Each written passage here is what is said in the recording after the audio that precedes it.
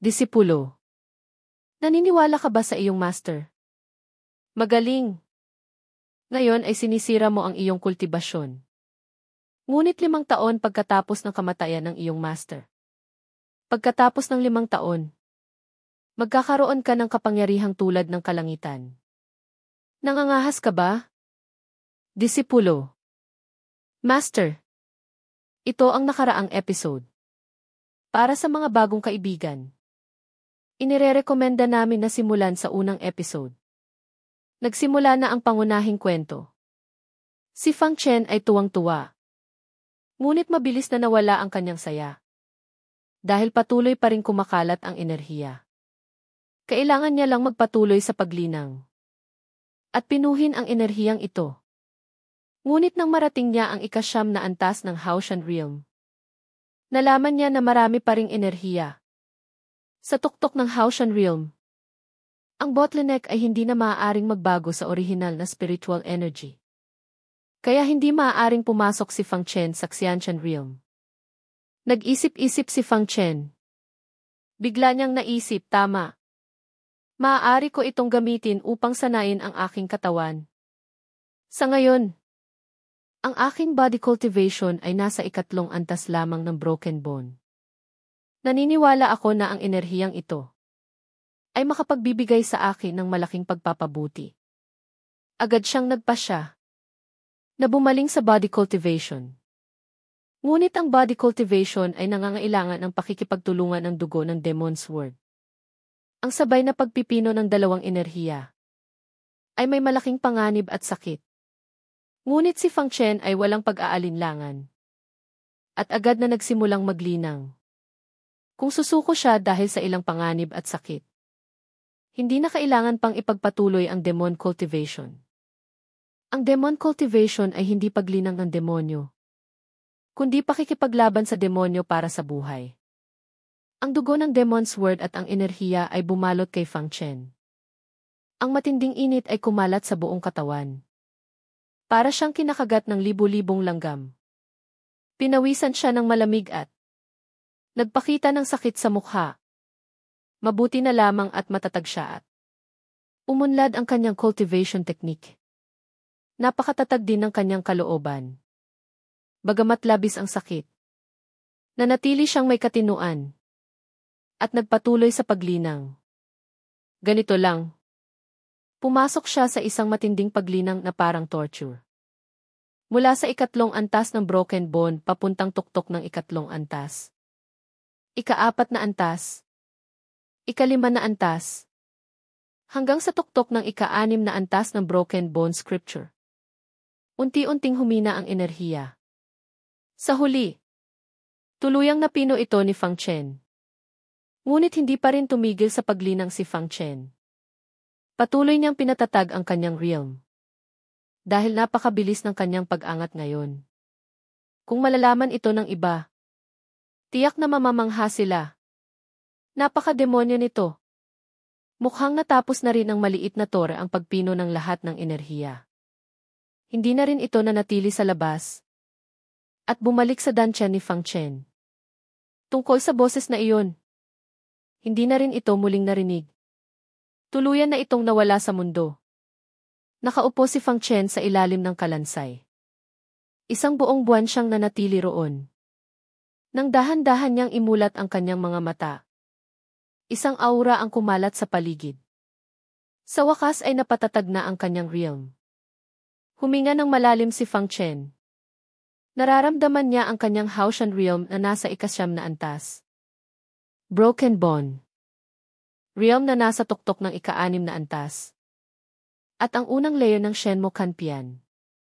Kung normal na paglinang, kahit na may tuloy-tuloy na spiritual elixirs, aabuti ng 1 buong taon. Ngayon, nagawa ko ito sa loob lamang ng 1 buwan. Ang enerhiyang iyon ay talagang makapangyarihan. Kasabay nito, mariin niyang hinigpitan ang kamao. Bagamat sa kasalukuyan kong lakas, hindi pa rin sapat upang baguhin ang kasal ng pamilya Yu at Meng. Ngunit mayroon na akong kaunting pag-asa. Naisip niya ito at tumingin sa itaas. Nakalipas na ang 1 buwan. Oras na upang umalis sa Demon Abyss at pumunta sa pamilya Meng. Sa loob ng Demon Abyss, bawal lumipad. Ngunit hindi alintana ni Fang Chen. Sa kanyang kasalukuyang ika-6 na antas ng Broken Bone Realm, maaari siyang umakyat palabas gamit lamang ang kanyang pisikal na katawan. Naisip niya ito at lumukso pataas. Ang paglukso na ito ay umabot ng 30 zhang ang taas. Inilabas niya ang kanyang Jing steps. At ang kanyang anino ay patuloy na tumatalon sa magkabilang gilid ng bangin. Patuloy siyang umakyat. Isang buong araw ang lumipas. Nang tumalon si Fang Chen mula sa Demon Abyss at lumapag, huminga siya ng malalim. Sa wakas ay nakalabas na siya. Walang silbi. Nakalabas ka pa rin ng buhay mula sa Demon Abyss. Ngunit nang makahinga si Fang Chen, isang nabigla at mapuot na boses ang biglang narinig. Nagulat si Fang Chen.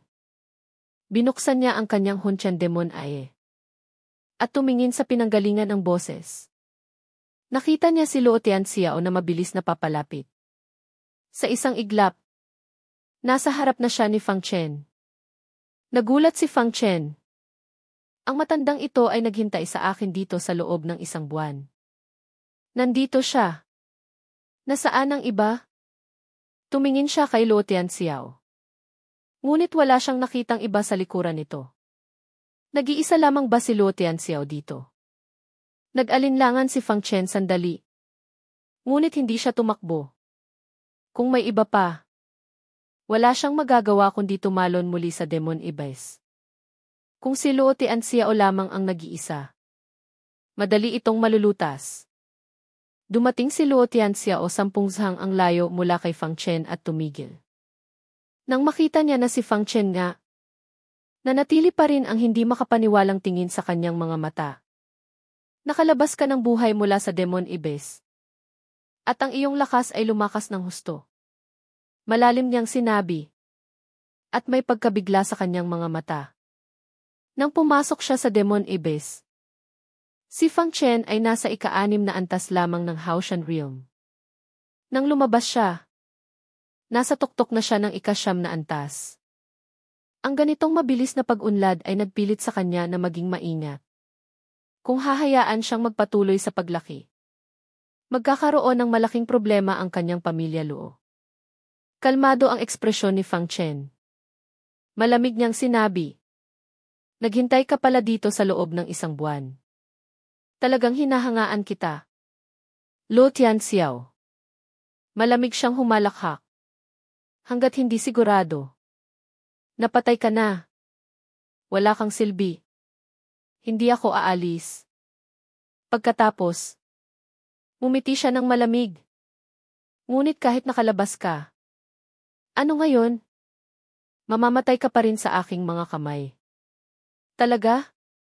Ngumiti ng kaunti si Fang Chen. Malamig na ngumiti si Luo Tianxiao, isang simpleng ika-9 na antas lamang ng Haoshan Realm. Sa tingin mo, kaya mo akong talunin? Pupuputulin ko ang iyong ulo. At iaalay ito kay Luoe at sa aking mga disipulo. Kasalanan mo lamang na pinatay mo ang hindi dapat patayin. Malamig na ngumiti si Fang Chen, kung hindi ko sila papatayin. Kailangan ko lang ba silang hayaang patayin ako? Tama. Walang pakundang ang sinabi ni Luo Tianxiao. Hindi mo ba tinitingnan ang iyong posisyon? Kahit na ihambing ka kay Luoe at Luoxiu, isang langgam ka lamang na dapat tapakan. Nang marinig niya ang mga salitang ito, umiling si Fang Chen, talaga namang walang hiya. Mayabang na sinabi ni Luo Tianxiao, hindi ito kawalang hiyaan, kundi lakas. CJ, oras na upang ipadala ka sa impyerno. Hindi na siya nagsalita pa. Isang mahabang espada ang lumabas mula sa kanyang kamay at lumipad sa hangin. Mabilis siyang kumilos at umatak kay Fang Chen gamit ang isang slash. Bago pa man siya dumating, isang aura mula sa tuktok ng Zhouyuan Realm ang dumampi kay Fang Chen. Pinipigilan siyang gumalaw. Kahit na lumakas ng husto si Fang Chen, sa harap ng isang eksperto sa tuktok ng Zhouyuan Realm, wala siyang pinagkaiba sa isang langgam. Seryoso ang ekspresyon ni Fang Chen. Habang galit na lumalaban sa pressure. Nakita niya si Luo Tianxiao na mabilis na papalapit. Tatlong zhang. Tatlong zhang. Isang zhang. Halos sa isang iglap. Dumating si Luo Tianxiao sa harap ni Fang Chen. Sinibat niya ang espada sa lig ni Fang Chen. Mamatay ka. Malamig siyang ngumiti. At ang espada ay lumipad. Boom! Ngunit sa sandaling iyon, isang artifact na pananggalang ang humarang sa atake. Hindi inaasahan ni Luo Tianxiao na si Fang Chen ay may artifact na kayang harangan ang atake ng isang eksperto sa Zhouyuan Realm. Dahil sa pagkabigla, natalsik siya at nawala sa balance. Ngayon na, agad na naramdaman ni Fang Chen na nawala ang pressure. Walang pag-aalinlangan niyang inilabas ang kanyang artifact na pang-atake. Ang artifact na pang-atake ay agad na naging pulang sinulid ng liwanag at tumusok kay Luo Tianxiao. Hindi na nakapag-react si Luo Tianxiao at tinusok ng sinulid ang kanyang ulo. Nakabuka ang kanyang mga mata at hindi makapaniwala sa kanyang mukha. Siya, isang Zhouyuan Realm expert, ay namatay ng ganoon lang. Sa kamay ni Fang Chen, isang Haoshan Realm cultivator. Hindi ka patatawarin ang pamilya Luo. Desperado at mapuot ang tingin niya kay Fang Chen. Hanggang sa tuluyan siyang mamatay at bumagsak sa lupa. Malamig siyang tiningnan ni Fang Chen, pamilya Luo. Wawasakin ko sila. Lumapit siya kay Luo Tianxiao. At nang masiguro na wala na itong buhay, kinuha niya ang imbakan na bag at sinipa ang bangkay sa Demon Abyss. Gusto kitang hanapin para patayin ka ng mag-isa.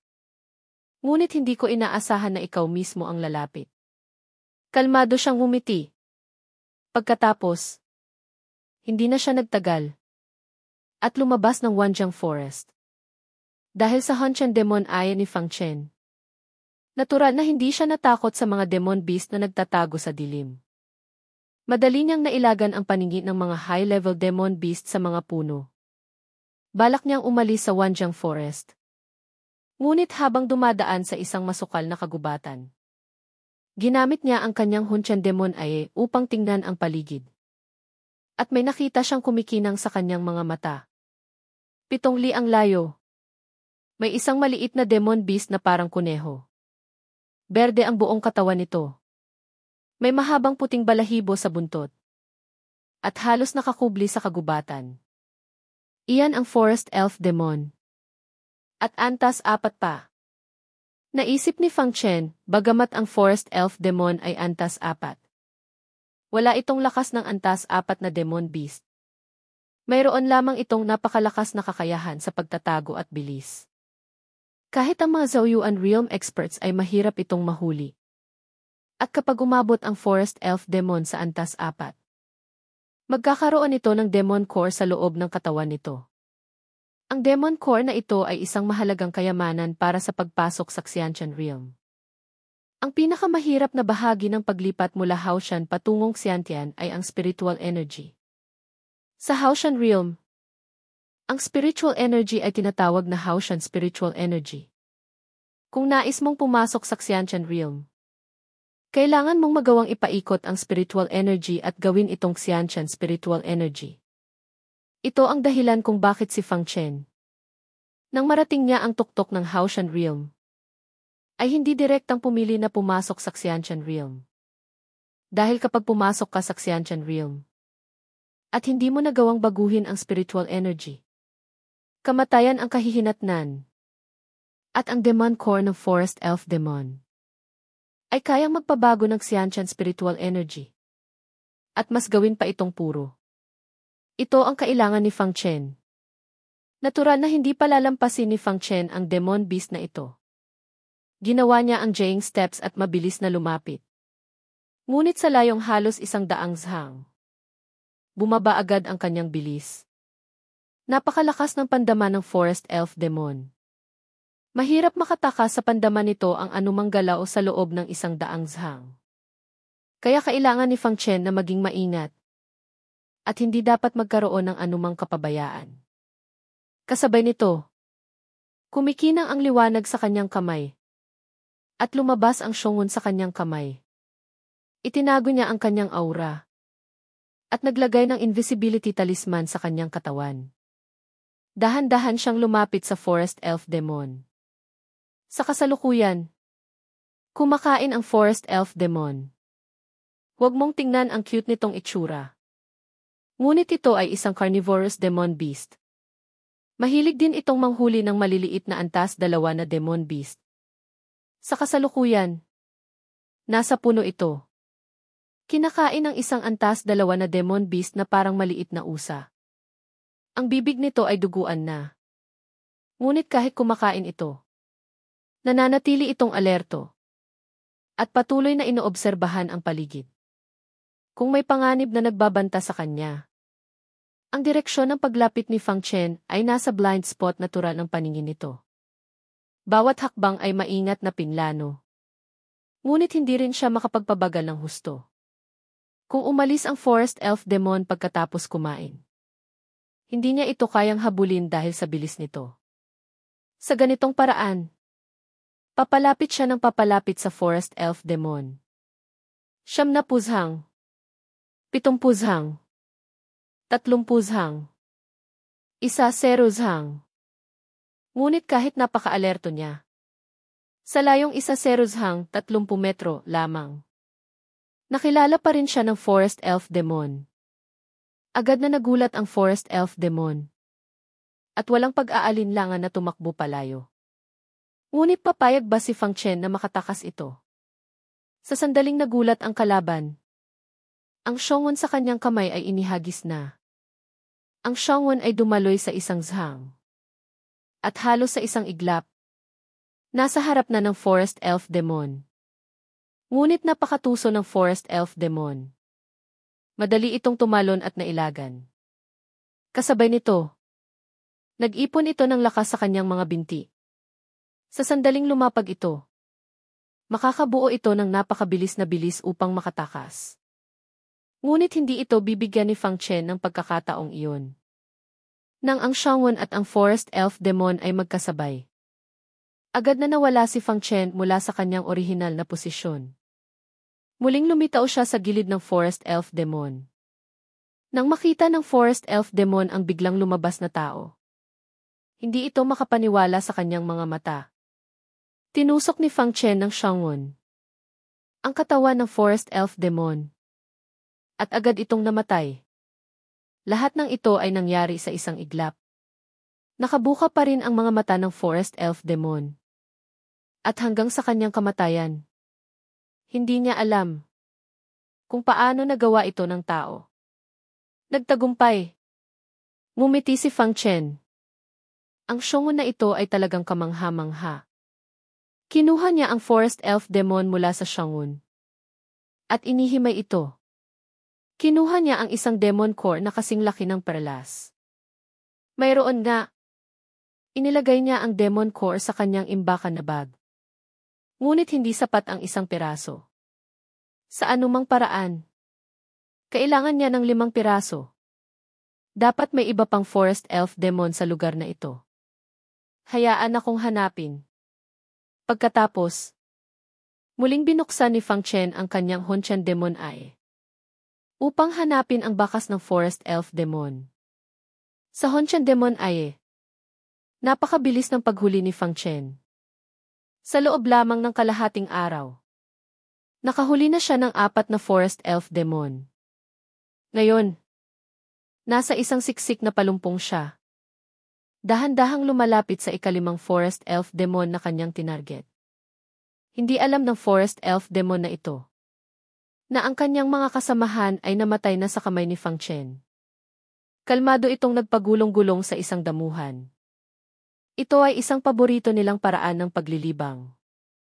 Ang pagpagulong-gulong sa damuhan ay nagpaparamdam sa kanila ng ginhawa sa likod. Sa sandaling iyon, isang mahabang sibat ang biglang lumabas mula sa palumpong. Agad na nagulat ang Forest Elf Demon at tumalon. Bago pa man siya makapag-react, Lumitaw si Fang Chen sa isang iglap. At tinusok ito ng sibat. Inihimay niya ito. At kinuha ang ikalimang demon core. Bahagyang umiti si Fang Chen. Sapat na. Para sa ibang tao. 1 o 2 piraso ay sapat na upang paikutin ang spiritual energy. Ngunit hindi tulad ng ibang tao si Fang Chen.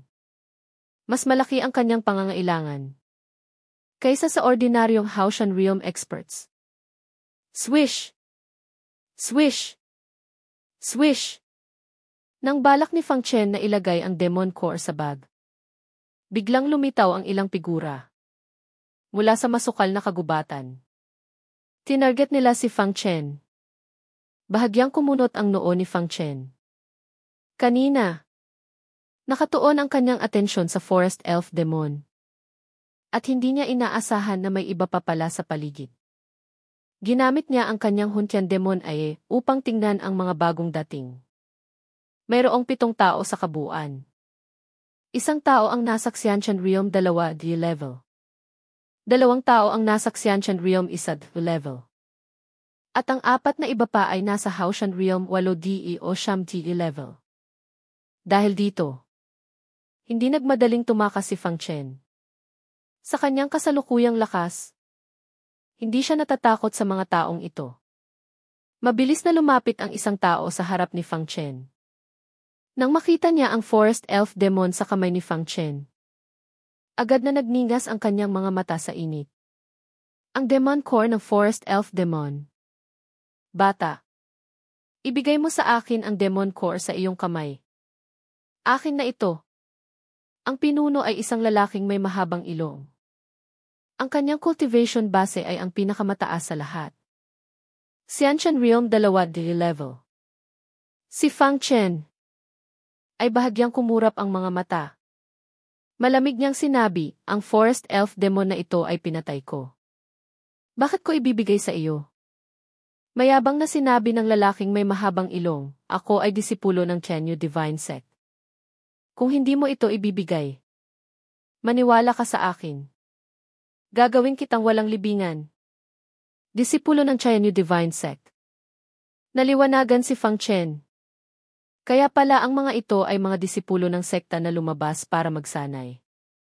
Akala ng lalaking may mahabang ilong na natakot si Fang Chen. Kaya lalo siyang naging mayabang, dali. Ibigay mo na.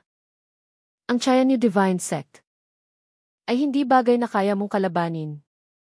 Tulad mo na isang walang silbi na tagapaglinang. Malamig na umiti si Fang Chen, nagtaka pa ako. Kung bakit hindi maganda ang reputasyon ng Chenyu Divine Sect sa labas. Nalaman ko ngayon na kayo palang mga daga ang sumisira nito. Nang marinig niya ito, galit na galit ang lalaking may mahabang ilong, naghahanap ka ng kamatayan. Kumikinang ang spiritual light sa kanyang kamay. At lumabas ang isang mahabang sibat sa kanyang kamay. Mabilis siyang kumilos at sinibat ang dibdib ni Fang Chen. Nawala ang Shongun sa kamay ni Fang Chen. At lumabas ang Black Name Sword. Isang saksak ng espada. Nagbanggaan ang dalawa. Espada at sibat. Hindi gumalaw si Fang Chen. Habang ang lalaking may mahabang ilong ay umatras ng ilang zhang talampakan. Namamanhid at masakit ang kanyang mga daliri. Paano posible? Nakabuka ang kanyang mga mata. At hindi makapaniwala sa kanyang mukha. Dapat alam niya na siya ay nasa Xianshan Realm 2D level. Isang simpleng Haoshan Realm cultivator. Hindi ako naniniwala na hindi ko kayang patayin ang langgam na tulad mo. Sigaw niya ng galit. Kumikinang ang kanyang mahabang sibat. At naging isang sibat ng liwanag na tumusok kay Fang Chen.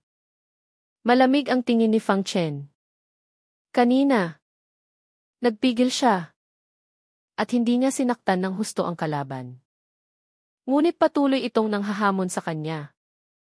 Sa tingin ba niya ay gawa sa putik siya? Nakita niya ang demon energy na patuloy na pumapasok sa Black Name Sword. Isang slash ang lumabas, zigo ang Morenzan.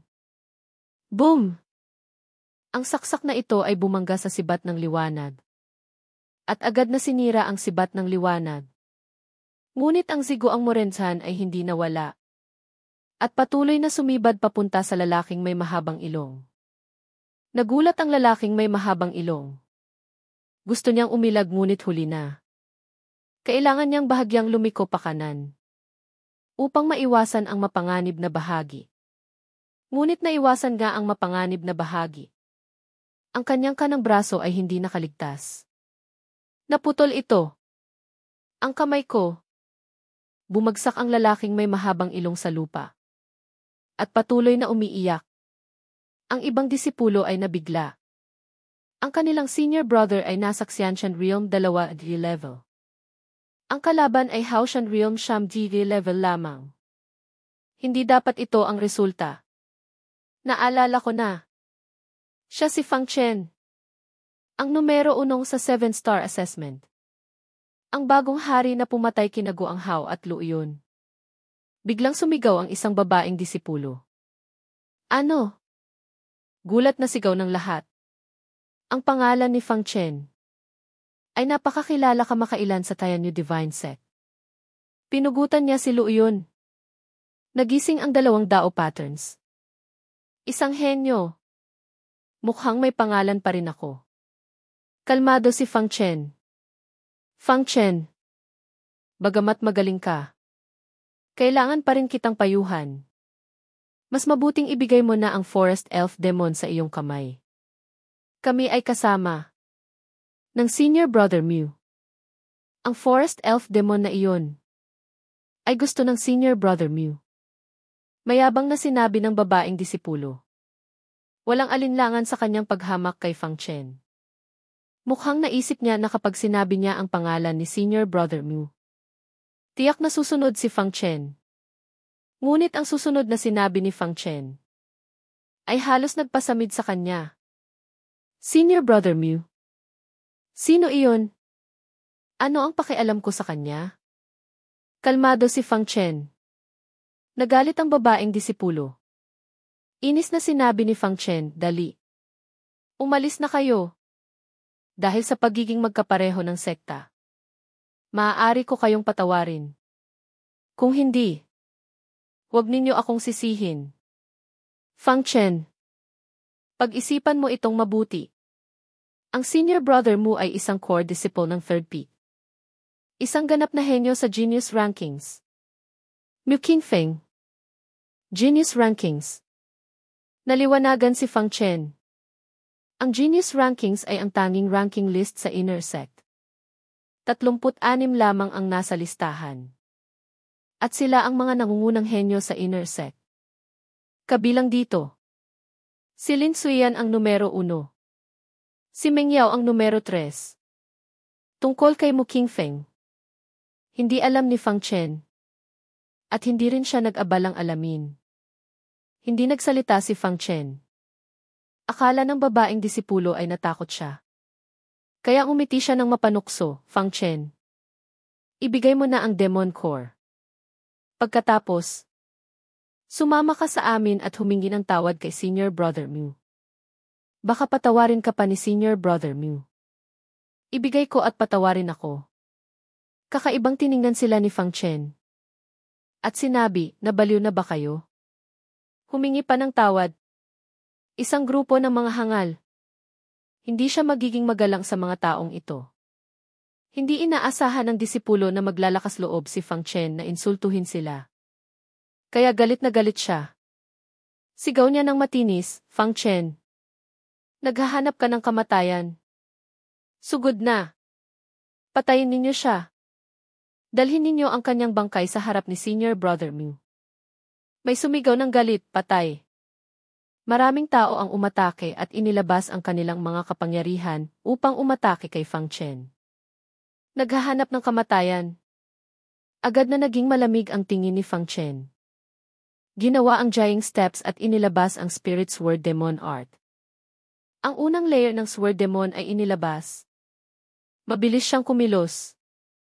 At inilabas ang 12 ng mga Spirit Sword Slashes. Boom! Agad na narinig ang sigaw ng sakit. Maraming tao ang naitalsik.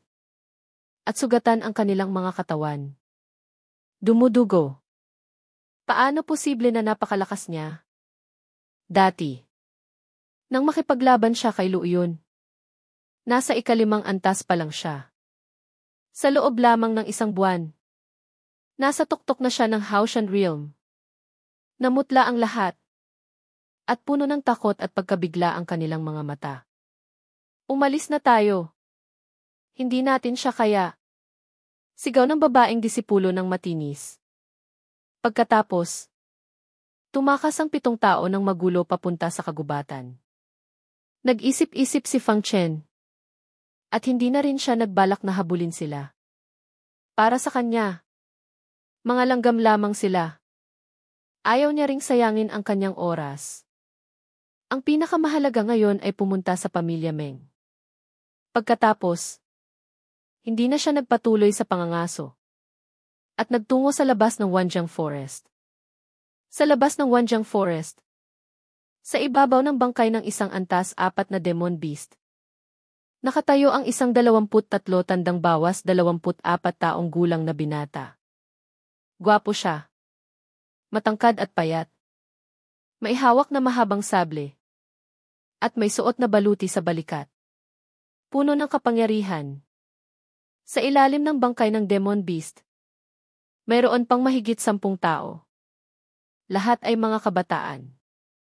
May paggalang silang tiningnan ang binata.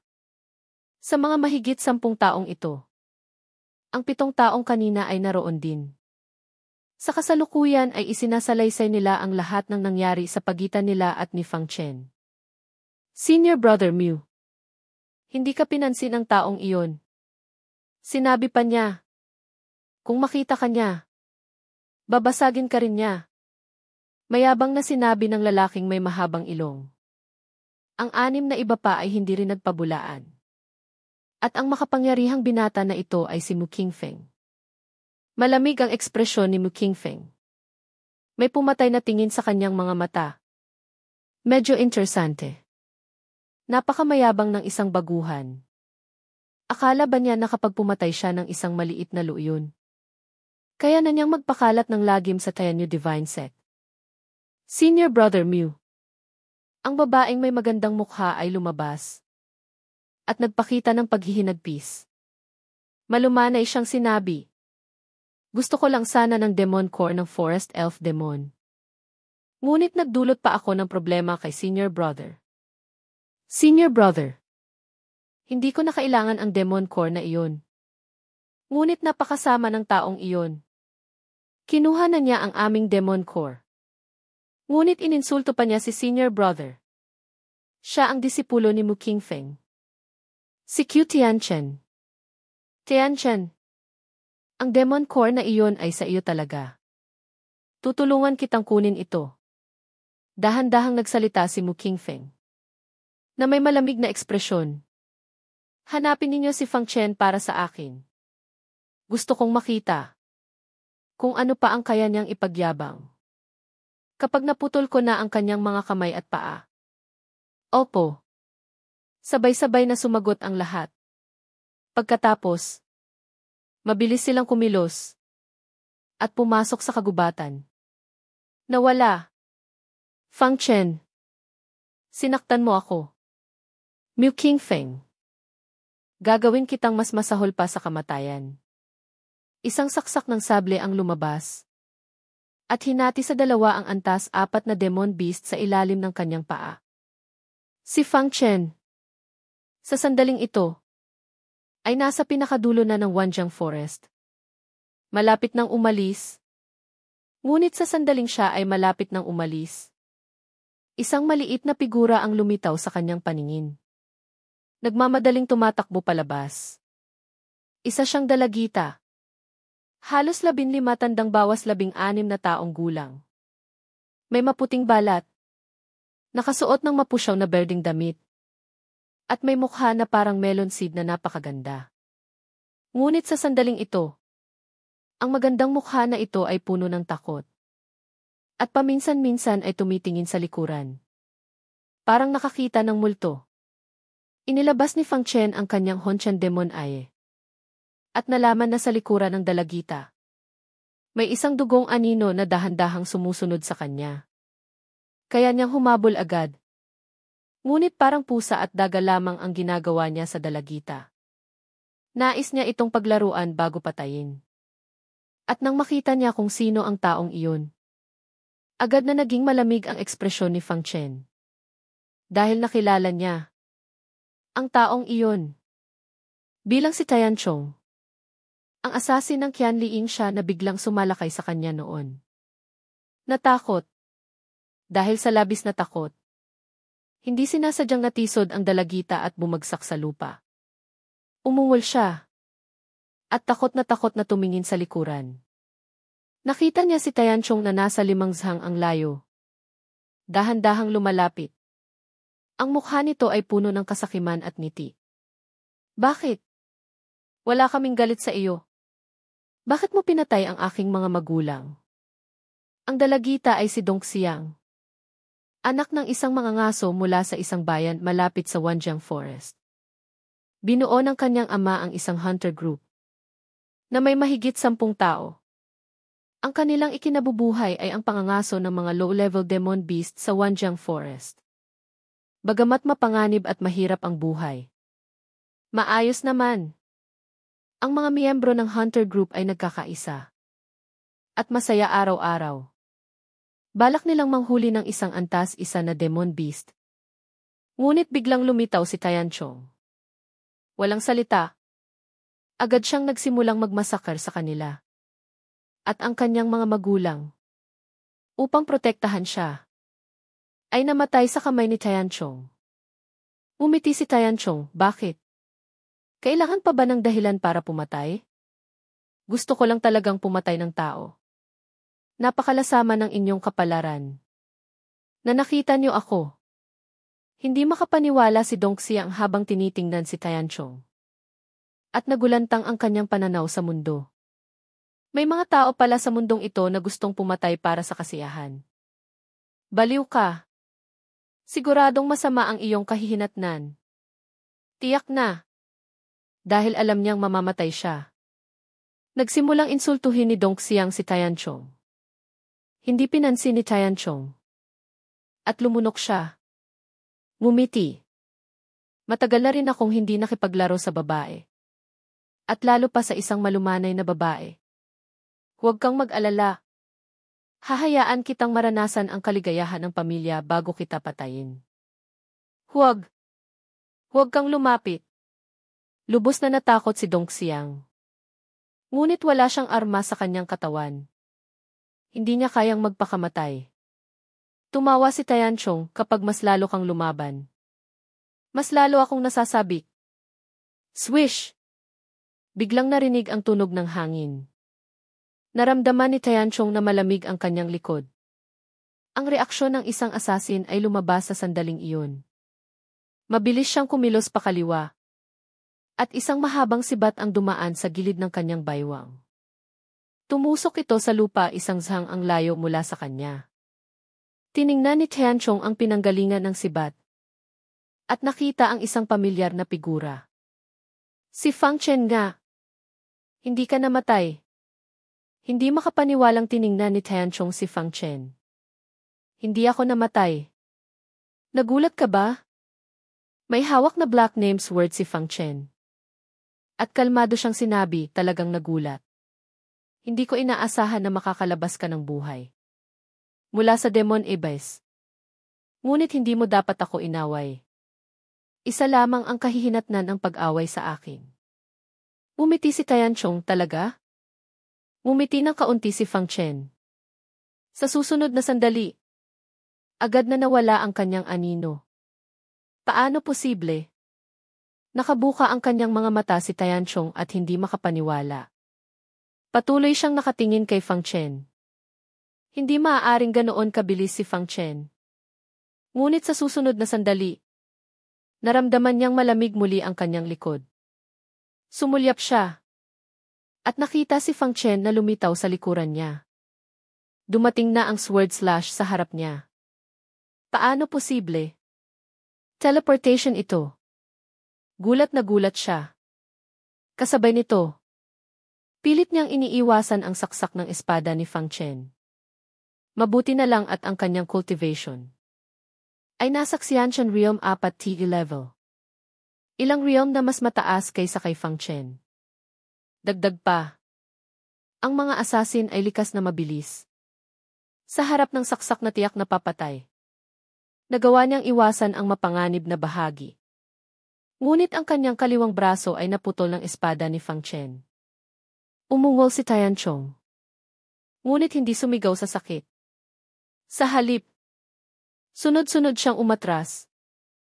At agad na uminom ng healing elixir upang mapigilan ang pagdurugo. Karapat-dapat niyang maging assassin ng Qianliing siya. Hindi nga iba. Kalmado si Fang Chen. Mariing tiningnan ni Tianchong si Fang Chen. Na may masamang tingin. Walang silbi. Nangahas kang sumalakay sa akin. Malamig na umiti si Fang Chen, ikaw. Qianliing siya. Kayang sumalakay sa iba. Ngunit hindi ako pwedeng sumalakay sa iyo. Natural. Ikaw ang aking biktima. Mamamatay ka lamang sa aking kamay. Sisiguraduhin kong pupunitin kita sa libu-libong piraso. At papatayin ko ang bawat miyembro ng iyong pamilya. Upang mapawi ang galit sa aking puso. Galit na sinabi ni Tianchong. Malamig ang ekspresyon ni Fang Chen, wala ka ng pagkakataon. Inilabas ni Fang Chen ang Shenmo Kanpian. Ito ang unang beses niyang ginamit ito matapos ang unang layer. Nakita niya ang demon energy na umaakyat sa paligid niya. Naglalabas ng pula at lila na demon energy na dahan-dahang umiikot. Nagiging isang tatlong zhang na matangkad na banal na demonyo. Kumakalat ang demon pattern sa paligid ni Fang Chen. Naglalabas ng pulang liwanag. Pula ang kanyang mga mata. Parang isang demonyo. Ito ang unang layer ng Shenmo Kanpian. Ang Divine Demon Manifestation. Napakalakas na demon energy. Gulat na tiningnan ni Tianchong si Fang Chen.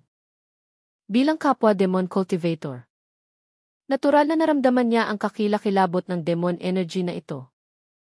Maging ang demon's word sa kanyang kamay ay labis na nasasabik. At patuloy na nanginginig. Huwag kang magmadali. Sa pagkakataong ito, hayaan kitang sumipsip ng husto.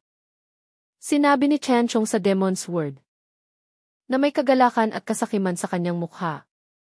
Hindi niya inaasahan na magkakaroon pa ng ganoong klaseng sorpresa. Hanggat pinatay kita, magiging akin na ang cultivation technique na ito. Ang ganitong klaseng basura ay hindi karapat-dapat magkaroon nito. Sa akin lamang ito. Sumigaw siya ng may pagkabaliw at kayabangan. Ngunit hindi balak ni Fang Chen na makipag-usap pa sa kanya. Isang saksak ng espada. Ang saksak na ito ay puno ng napakalakas na demon energy at kakilakilabot na sword intent. Boom! Agad na naitalsik si Tianchong ng ilang zhang. At umubo ng maraming dugo. Paano posible na napakalakas? Nagulat siya. Ang lakas ng saksak ng espadang ito ay hindi dapat kayang ilabas ng isang Haoshan Realm Sham TV level cultivator. Ang demon's word sa kanyang kamay ay bahagyang nanginginig.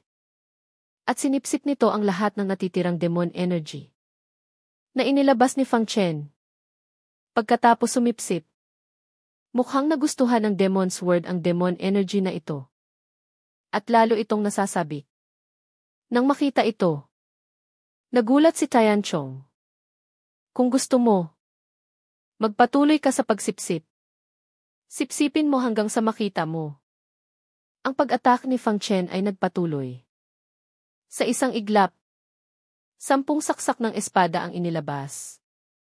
Kailangang sabihin, matapos niyang ipaikot ang Shenmo Kanpian. Ang lakas ni Fang Chen ay tumaas ng husto. Maging ang demon energy. Sword daw. At pisikal na lakas ay ilang beses na mas malakas kaysa dati. Sa kasalukuyan, mayroon nga siyang lakas upang kalabanin ang isang Xianshan Realm mid-stage expert. Kahit na ito ay ika-6 na antas. Hindi siya natatakot. Napakalakas ni Tianchong. Ngunit sa harap ni Fang Chen gayon, wala siyang magagawa kundi mabugbog. Kahit na inilabas niya ang kanyang divine ability. Hindi niya kayang basagin ang Divine Demon Manifestation ni Fang Chen. Bawat saksak ng espada ni Fang Chen ay may malaking banta kay Tianchong. Ang kaya lamang niyang gawin ay ang Demon's Word sa kanyang kamay. Kung hindi dahil sa Demon's Word na sumisipsip ng malaking bahagi ng lakas ni Fang Chen. Matagal nang patay si Tianchong. Boom! Ilang saksak ng espada ang muling inilabas. Naitalsik muli si Tianchong. At umubo muli ng dugo. Ngunit ang Demon's Word sa kanyang kamay ay labis na nasasabik. At nanginginig ng husto. Sinisipsip nito ang natitirang demon energy. Mukhang hindi pa sapat. At gustong makawala sa kontrol ni Tianchong. Upang sumipsip pa ng mas maraming natitirang demon energy. Nang makita ito, nagulat si Tianchong. Agad niyang kinontrol ang Demon's Word sa kanyang kamay.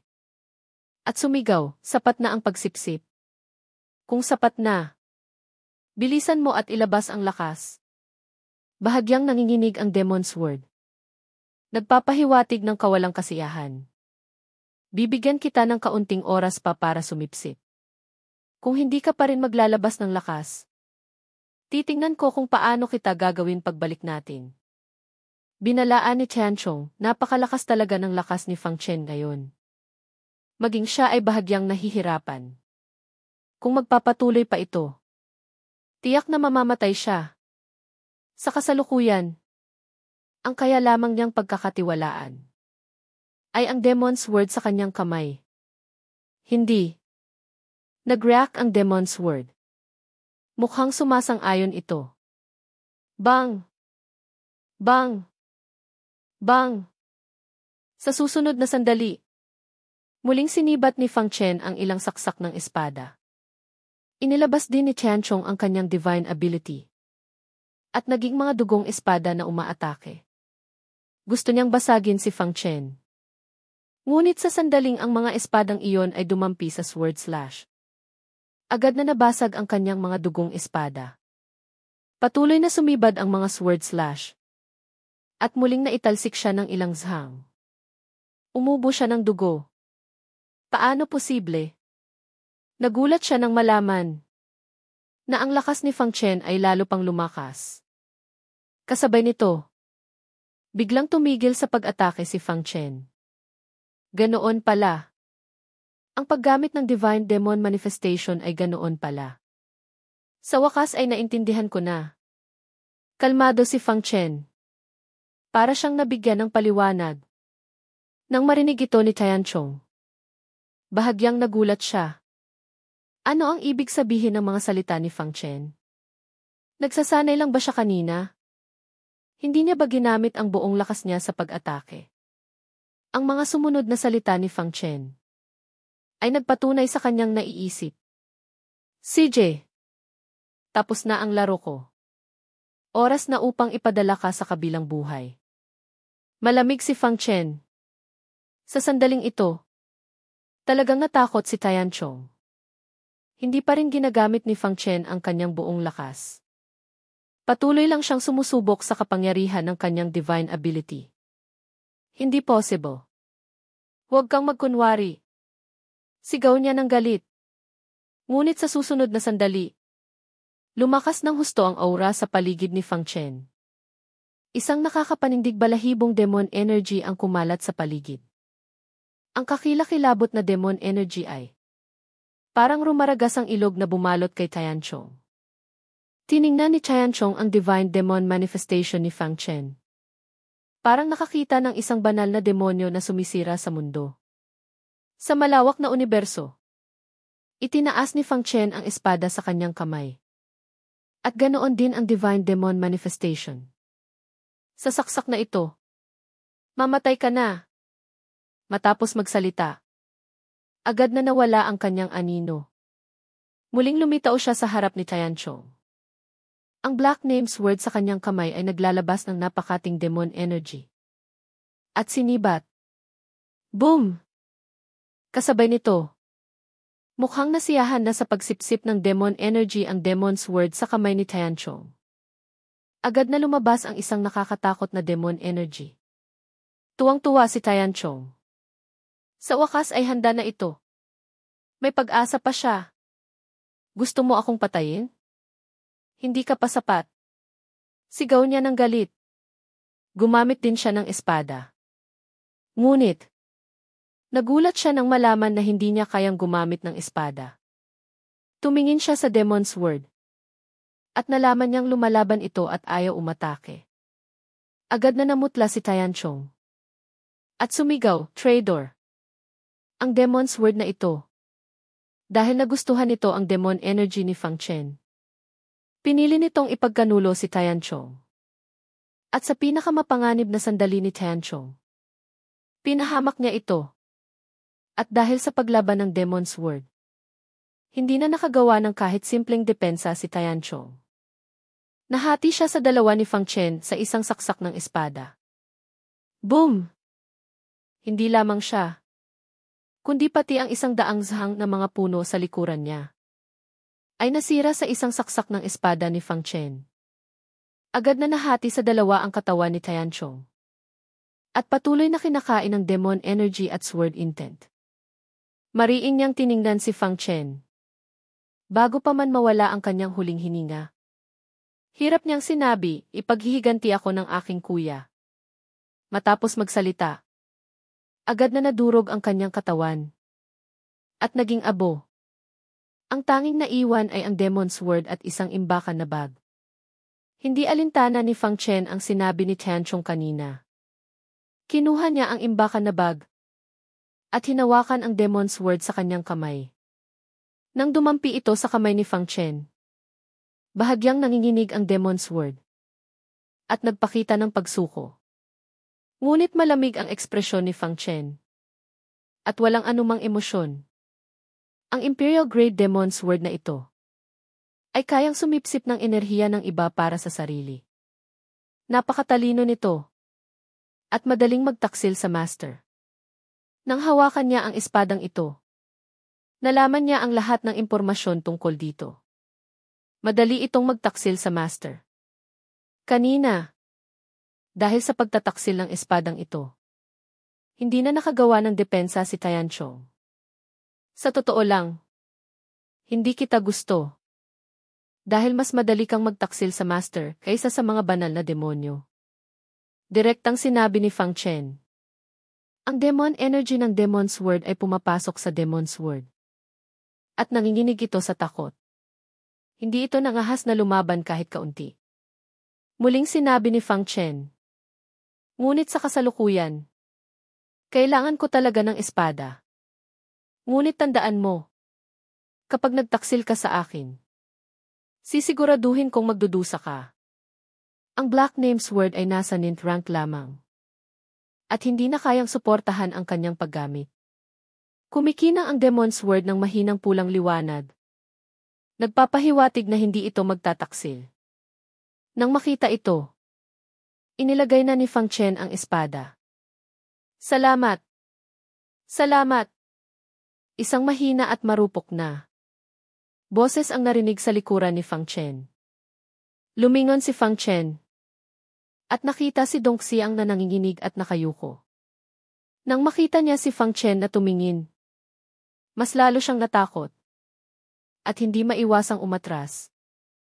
Ang Divine Demon Manifestation ni Fang Chen kanina ay napakakakilakilabot. Kung hindi niya pinatay si Tianchong, matagal lang tumakbo si Dongxiang. Tiningnan siya ni Fang Chen. 6th level ng dueling. Ordinaryo lang ang talento. Tanong niya, nasaan ang bahay mo? Nang makita ni Dongxiang na malumanay ang mga salita ni Fang Chen, bahagya siyang nakahinga. Ngunit nang marinig niya ang tanong, nagdilim ang kanyang ekspresyon, patay na ang aking mga magulang. Ang aking mga tiyuhin. At ibang kamag-anak ay namatay din sa kamay ng taong iyon. Wala nang tahanan si Dongxiang. Tumahimik si Fang Chen. Nagtanong siya, anong plano mo? Nalilito si Dongxiang at umiling. Nang makita ito, huminga ng malalim si Fang Chen, kung naniniwala ka sa akin. Sumama ka sa akin. Kung hindi, maaari ka nang umalis. Balak niyang bigyan ng pagkakataong mabuhay ang babae. Kung hahayaan niya ito, baka hindi na ito mabuhay ng matagal. Noong araw, noong wala rin siyang magulang, pinulot siya ng kanyang master. Ang babaeng ito ay nasa parehong sitwasyon niya. Hindi kayang maging walang puso si Fang Chen. Sasama po ako sa inyo. Walang pag-aalinlangan na sinabi ni Dong Xiang. Nang makita ito ni Fang Chen, hindi na siya nagtagal. CJ, umalis na tayo. Mariing tumango si Dong Xiang. Sa gitna ng krisis, dinala ni Fang Chen si Dong Xiang palabas ng Wanjiang Forest. Sa wakas ay tumahak na sila sa direksyon ng pamilya Meng. Menghua City ay isa sa pinakamayaman na syudad sa Shandong Region. At ang nagkokontrol dito ay ang nangungunang pamilya Meng. Masasabing sa buong Shandong Region, maliban sa Tianyu Divine Sect, iilan lamang ang makakapantay sa kanila. Ngunit kamakailan ay nagkaroon ng gulo sa Menghua City. Ang dahilan ay wala ng iba. Namatay ang matandang ninuno ng pamilya Meng. Nagkasakit ang pinuno ng pamilya Meng. Ang pamilya Meng ay nagkaroon ng posisyon na ito ngayon. Dahil sa presensya ng dalawang ito. Kapag sila ay namatay, tiyak na babagsak ang pamilya Meng. Maaari pa nga itong mapuksa. Pumasok si Fang Chen at Dong Xiang sa syudad. Hindi pa sila nakakalakad ng ilang hakbang. Nang biglang lumitaw ang dalawang figura. Sina Long Chai at Han Bingxin niya. Fang Chen. Ikaw nga pala. Hindi makapaniwala si Long Chai habang tinitingnan si Fang Chen. Nang dumating sa Menghua City, palagi niyang iniisip na hindi maaaring makalabas si Fang Chen mula sa Demon Abyss. Kahit na ang isang eksperto sa Wendaurium ay may kaunting pag-asa lamang na mabuhay. Plano sana niyang bumalik sa bahay kapag nagsimula na ang kasal ng pamilya Yu at Meng. Ngunit hindi niya inaasahan na si Fang Chen ay nakalabas pala ng buhay mula sa Demon Abyss. Kung kumalat ang balitang ito, tiyak nakagulat-gulat ito. Si Han Bingxin ay nabigla rin. Agad siyang nagtanong, Fang Chen, paano mo nagawa ito? Hindi nagulat si Fang Chen na narito ang dalawa. Umiti siya, maghanap muna tayo ng lugar. Pagkatapos, sasabihin ko sa inyo ng maayos. Noon lang naalala ng dalawa na nasa kalye pa sila. Hindi nga maganda na pag-usapan ang mga bagay na ito dito. Kaya, pumunta ang grupo sa isang restaurant. At umupo sa isang pribadong silid sa ikalawang palapag. Matapos umorder ng pagkain. Hindi na nakapagpigil si Long Chai at muling nagtanong, Fang Chen. Ano ba talaga ang nangyari? Nakita ni Fang Chen na nakatingin si Dong Xiang sa pagkain sa mesa. Kaya sinabi niya na maaari na siyang kumain. Nang makita niyang dahan-dahan itong kumain, simpleng sinagot niya ang mga tanong ni Long Chai at iba pa. Tungkol sa mga nangyari sa ilalim ng Demon Abyss. Pinili niyang itago. Ngunit sa kabila nito, nagulat pa rin sina Long Chai at Han Bingxin. Lalo na si Fang Chen, na kayang labanan ang malakas na demon energy sa Demon Abyss. Humanga ang dalawa. May paghanga na sinabi ni Long Chai, Fang Chen ay matalino at matapang. Hinahangaan ko kayo. Aksidente lang. Mapagkumbabang sinabi ni Fang Chen. Agad siyang nagtanong, kumusta na ngayon ang pamilya Meng? Nang pag-usapan ang pamilya Meng, nagbuntong hininga si Long Chai sa kasalukuyan. Medyo naguguluhan ang pamilya Meng. Nag-alok na sila ngayon ng gantimpala na 5 milyong spiritual stones para sa sinumang makakapagligtas sa pinuno ng pamilya Meng. Si Meng Tianhuang. Nagulat si Fang Chen, 5 milyong spiritual stones. Karapat-dapat niyang maging nangungunang pamilya. Talagang mayaman sila. Nasaan si Meng Yao? Tanong niya kay Han Bingxin. Ang panganay na babae ng pamilya Meng ay pumunta na sa Yu City 3 araw na ang nakalipas. Nagtakda na ng petsa ang pamilya Yu at Meng. At magaganap ang kasal pagkatapos ng kalahating buwan. Kalahating buwan? Mas mabilis ito kaysa sa inaasahan niya. Ngunit mabuti na lang. Aabot pa siya. Ngunit naintindihan niya na siya lamang ay hindi kayang pigilan ang lahat ng ito. At hindi niya kayang kalabanin ang dalawang malalaking pamilya. Kung mayroon mang pag-asa, iyon ay ang pinuno ng pamilya Meng na may malubhang sakit. Noong araw, ang kanyang master at ang pinuno ng pamilya Meng ay nagkasundo sa kasal. Kung maililigtas niya ang pinuno ng pamilya Meng, magkakaroon siya ng pag-asa upang pigilan ang lahat ng ito. Muli siyang nagtanong, alam ba ninyo kung anong sakit ang dinaranas ng pinuno ng pamilya Meng? Yumiling si Long Chai. Dahil hindi alam. Kaya napakahirap itong gamutin. Dati nang dumating ang ilang ika-4 na antas na alchemist. Ngunit wala silang nakita. Muling tumahimik si Fang Chen. Pagkatapos ng ilang sandali, kailangan niya munang makita ang pinuno ng pamilya Meng. Nagningas ang mga mata ni Long Chai. Nagtanong siya, Fang Chen, kaya mo bang gamutin ang sakit ng pinuno ng pamilya Meng? Umiling si Fang Chen, walang kasiguraduhan. Kailangang makita muna. Pagkatapos ay malalaman.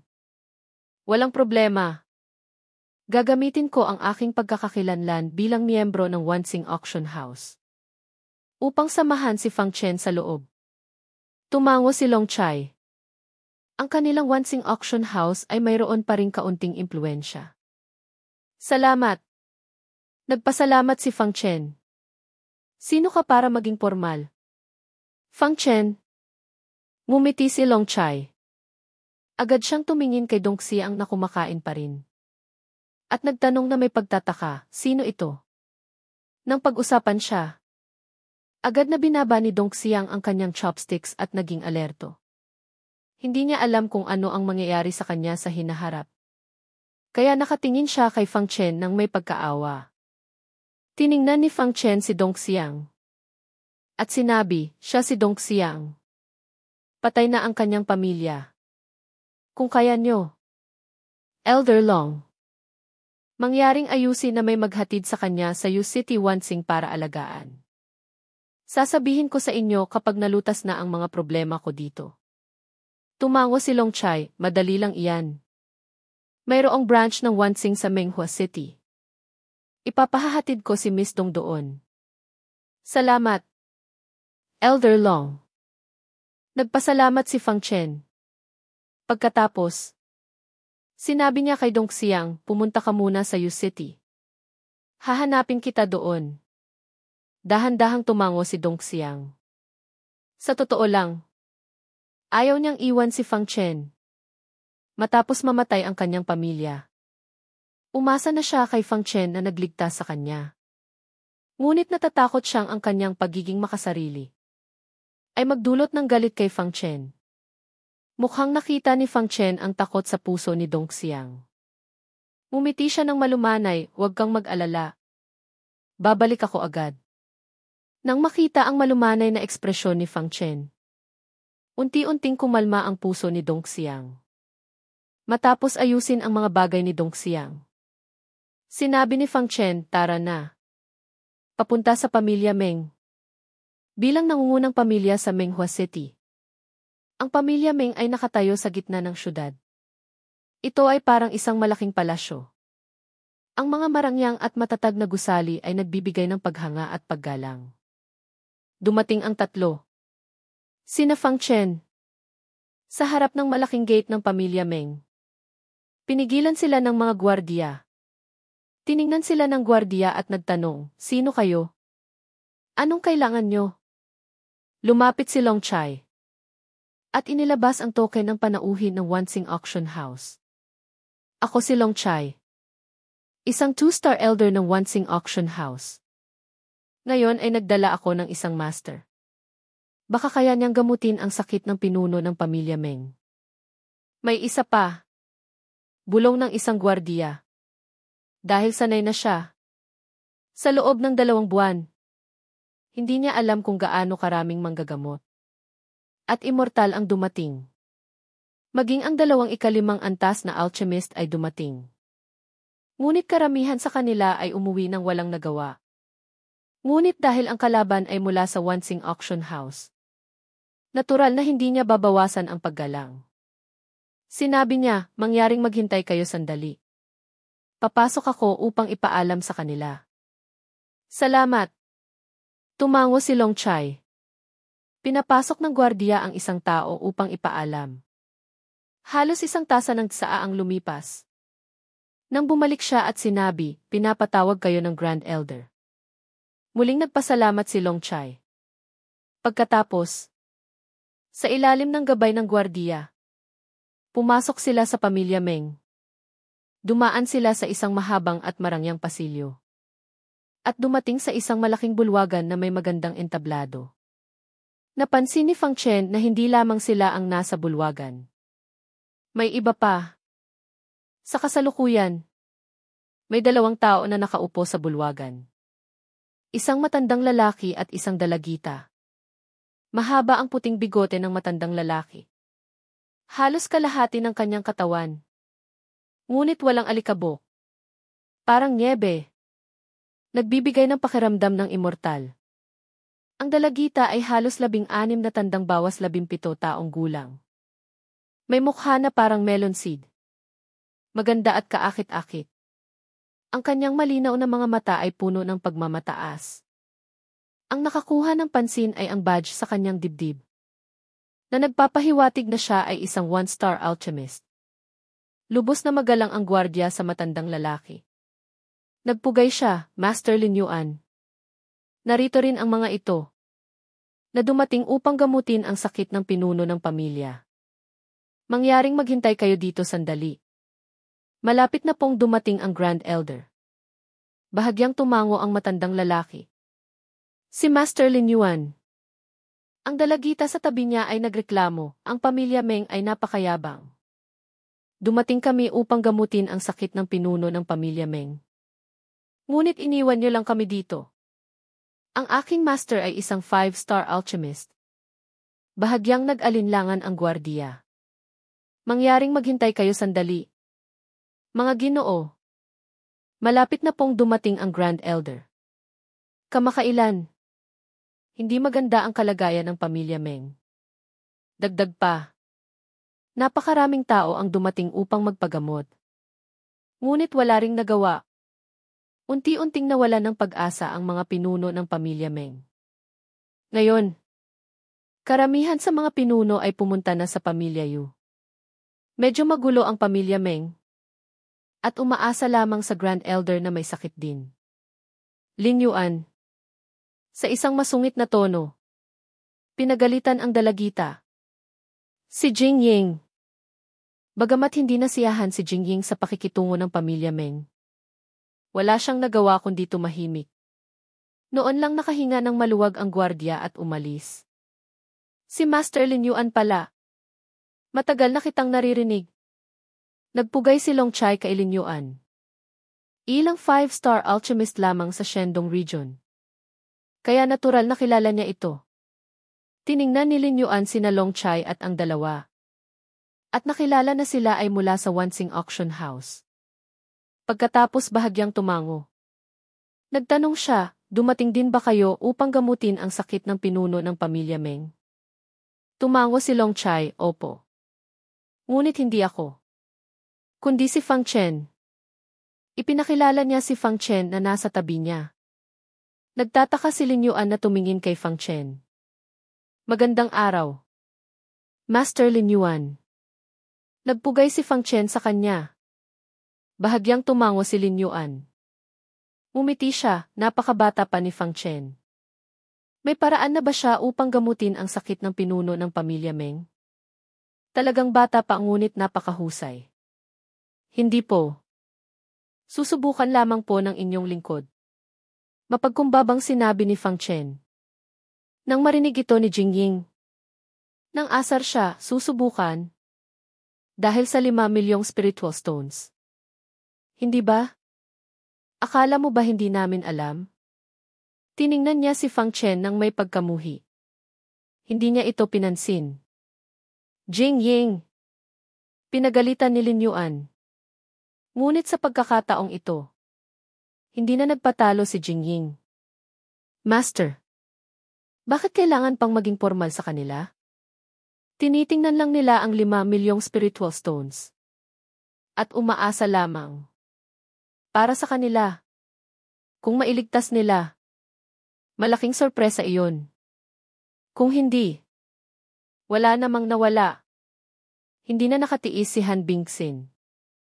Ang Jingying na ito ay talagang walang modo. Sinabi niya, hindi ba kayo? Tiningnan ni Jingying sina Fang Chen at ang iba pa ng mailalong paghamak. Hindi. Ang aking master ay isang 5-star alchemist. Hindi siya nangangailangan ng kaunting pera na iyon. Dumating siya dito upang magligtas ng buhay. Hindi tulad ninyong mga sakim sa yaman at kapangyarihan. Nang sabihin niya ito, bahagyang umangat ang kanyang ulo. Puno ng pagmamataas. Ngumiti si Han Bingxin. Paano mo nalaman na kami ay nandito? Para sa pera at kapangyarihan? Malamig na ngumiti si Jingying, walang saysay ang pagtanggi. Ilang tao na ang nakita kong tulad ninyo. Matapos magsalita, hindi niya nakalimutan ang kanyang pagkamagalang sa pagtingin kay Fang Chen. Halos kaedad ni Fang Chen. Hindi siya naniniwala na kaya ni Fang Chen na gamutin ang pinuno ng pamilya Meng. Jingying! Sapat na! Muling pinagalitan ni Lin Yuan. Noon lang tumigil sa pagsasalita si Jingying. Ngunit ang kanyang tingin kay Fang Chen ay puno pa rin ng kayabangan. Pasensya na. Mga Ginoo. Ang aking disipulo ay medyo prangka. Mangyaring patawarin niyo po kami. Humingi ng paumanhin si Lin Yuan. Bahagyang kumunot ang noo ni Han Bingxin. Ang mga salita ni Lin Yuan ay nangangahulugan na tama ang sinabi ni Jingying. Sila nga ay nandito para sa pera. Nais niyang magsalita. Nang ngumiti si Fang Chen, Master Lin Yuan. Walang anuman. Tama nga ang sinabi ng dalagang ito. Sino ba ang ayaw sumubok ng kanilang kapalaran? Hindi ba? Sa kasalukuyan, wala siyang panahon para sa mga taong ito. Hayaan silang mag-isip kung ano ang gusto nila. Ang pinakamahalaga ngayon ay gamutin ang pinuno ng pamilya Meng. Nagulat si Lin Yuan nang tumingin kay Fang Chen. Hindi niya inaasahan na direkta nitong aaminin. Si Jingying naman ay may ekspresyon na aha. Alam ko na. Ang kanyang tingin kay Fang Chen ay lalo pang naging mapagmataas. Sa sandaling ito, isang lalaking nasa edad na ang lumabas mula sa gilid na pinto. Humingi siya ng paumanhin, pasensya na. Mga Ginoo, pinaghintay ko kayo. Ito ay isang lalaking may matipunong pangangatawan. Gwapo ang mukha. At puno ng kabutihan. Ngunit maputla ang kanyang mukha. At mukhang pagod. Pula ang kanyang mga mata. At may sakit. Umubo siya. At ipinakilala ang sarili, mga kaibigan. Ako si Meng Tianlin. Ang Grand Elder ng pamilya Meng. Sa isip ni Fang Chen, siya ang ama ni Meng Yao. Magandang araw. Grand Elder Meng. Agad na nagpugay ang lahat at nagpakilala. Hindi sinabi ni Fang Chen ang kanyang tunay na pangalan. Sinabi lamang niya na siya ay isang guest elder ng Wansing Auction House.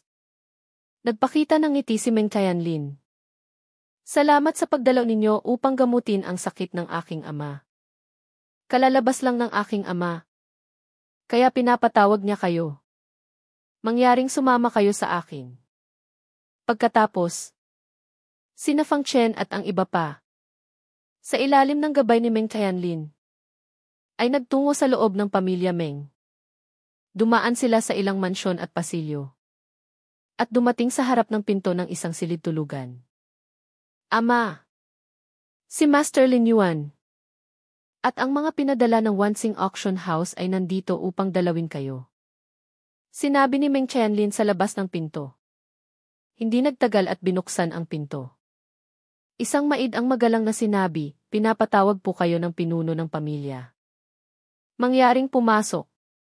Pagkatapos, pumasok silang lahat sa silid-tulugan. Hindi gaanong marami ang tao sa silid-tulugan. Mayroon lamang ilang maid na nag-aalaga. At isang lalaking nasa edad na may magaspang na mukha. At matipunong pangangatawan. Sa kama, nakaupo ang isang matandang lalaki na may puting buhok. Payat. At buto-buto. Puno ng kulubot ang kanyang mukha. Maputla ang balat. At ang kanyang mga mata ay walang buhay at pagod. Pinahirapan siya ng sakit hanggang sa hindi na siya makilala. Ito ang haligi ng pamilya Meng. Ang pinuno ng pamilya. Si Meng Tianhuang. Komplikado ang ekspresyon ni Fang Chen.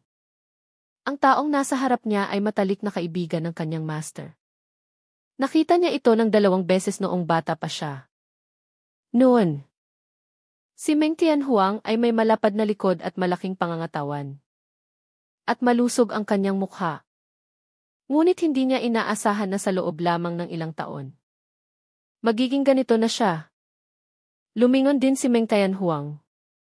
At sinilayan ang mga mukha ni na Fang Chen at iba pa. Ngunit hindi niya nakilala si Fang Chen. Dahil napakabata pa ni Fang Chen noon. At malaki na ang kanyang pagbabago ngayon. Pilit siyang ngumiti. At sinabi kay Lin Yuan, pasensya na. Master Lin. Hindi kita malilibang sa inuman. Ang dalawa ay matagal nang magkaibigan. Ito rin ang dahilan kung bakit personal na pumunta si Lin Yuan. Nakita ni Lin Yuan si Meng Tianhuang na ganito ang kalagayan. At komplikado ang kanyang ekspresyon. Pinuno ng pamilya Meng. Magkakaroon pa tayo ng pagkakataong mag-inuman. Hayaan mong tingnan ko. Baka may paraan ako para gamutin. Matapos magsalita, lumapit siya kay Meng Tianhuang. Mapait na umiti si Meng Tianhuang, lumang sakit ko na ito. Hindi maganda. Bagamat ganito ang sinabi niya. Inabot pa rin niya ang kanyang kamay. Hinawakan ni Lin Yuan ang pulso ni Meng Tianhuang. At sinimulang suriin ang kanyang katawan. Tahimik ang paligid. Natatakot ang lahat na baka makaistorbo sa pagsusuri ni Lin Yuan. Puno ng pag-asa si Meng Tianlin at ang lalaking may magaspang na mukha. Umaasa na makikita ni Lin Yuan ang problema. Upang magkaroon sila ng kaunting pag-asa. Ngunit matapos ang isang stick ng insenso. Binitawan ni Lin Yuan ang kamay at tumahimik. Ngunit nakita ng lahat mula sa kanyang malungkot na ekspresyon. Na siya ay nabigo. Nagpakita ng pagkadismaya si Meng Tianlin. Ngunit mabilis na bumalik sa normal. Nakaranas na siya ng napakaraming pagkabigo na tulad nito. Kaya sanay na siya. Ngunit hindi nawala ng pag-asa si Meng Tianhuang. Kalmado siyang umiti, Master Lin. Bakit kailangan pang ganoon? Lumang sakit ko na ito. At tinatanggap ko na. Bahagyang nagtanong si Lin Yuan. Ang sakit na ito ay napakakaiba. Maaari itong maramdaman. Ngunit hindi mahahanap kung nasaan ito.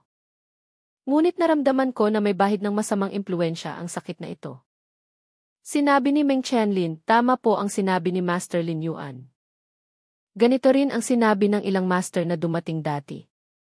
Ngunit wala pa ring nakakakita ng ugat ng problema.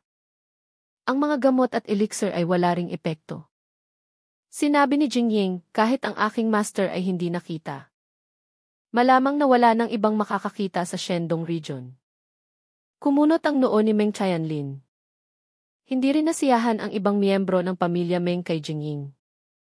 Lin Yuan. Sa isang masungit na tono. Pinagalitan. Alam ni Jingying na medyo labis ang kanyang mga salita. Ngunit hindi niya inisip na mali siya. Ang sakit na hindi nakita ng kanyang master. Sa Shandong region, ang tanging makakakita ay ang 6-star master na iyon. Susubukan ko. Biglang may narinig na boses na nakakuha ng atensyon ng lahat. Tumingin ang lahat. At nakita na si Fang Chen ang nagsalita. Noon lang naalala ng lahat na dumating din ang Wansing Auction House. Nang makita ni Jingying, Na sinabi ni Fang Chen na susubukan niya. Agad siyang nanghamak. At sinabi, kahit ang aking master ay hindi kayang tukuyin ang sakit ng pinuno ng pamilya Meng. Huwag ka nang magpahiya dito. Hindi siya pinansin ni Fang Chen. At tumingin kay Meng Tianhuang. Nagtanong si Meng Tianhuang, hindi ko alam kung sino itong binata. Ang inyong lingkod ay si Fang Chen. Isang first-rank guest elder ng Wanxing Auction House. Sinabi ni Fang Chen, first-rank guest elder. Nagulat ang lahat. Hindi madali ang pagkuha ng first-rank guest elder sa Wanxing Auction House. Ibig sabihin, tiyak na may natatanging kakayahan si Fang Chen na kinikilala ng Wanxing. Ang pinakamahalaga ay napakabata pa ni Fang Chen.